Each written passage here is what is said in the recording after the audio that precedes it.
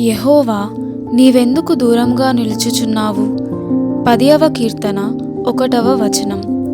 బాధల్లో ప్రత్యక్షంగా సహాయపడేవాడు మన దేవుడు. కానీ బాధలు మనల్ని తరుముతుంటే చూస్తూ ఉంటాడు.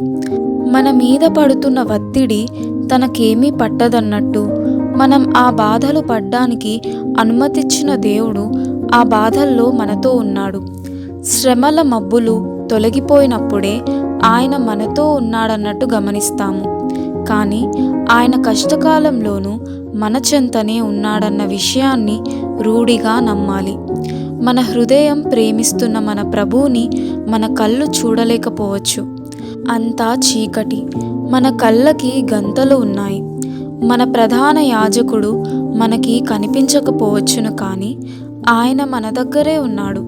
కనిపించే దాని మీద కాక మనల్ని మోసపుచ్చని ఆయన విశ్వాస్యత గురించిన నమ్మకం మీద ఆధారపడాలి. మనం ఆయన్ని చూడలేకపోయినా ఆయనతో మాట్లాడాలి. ఆయన సన్నిధి తెరలో ఉన్నట్టు ఉన్నప్పటికీ ఆయన మన ఎదుట ఉన్నట్టే నేరుగా మాట్లాడితే, నీడల్లో నిలబడి మనలను ఆయన కనిపెడుతున్నట్టుగానే ఆయన జవాబిస్తాడు.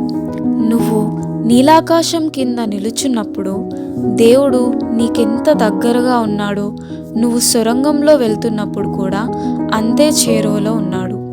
దారి తెలియకపోతేనేం, కష్టాల కారు చీకటైతేనేం, నీడల్లో నాకు తోడు నీ కోమల పాదల చప్పుడు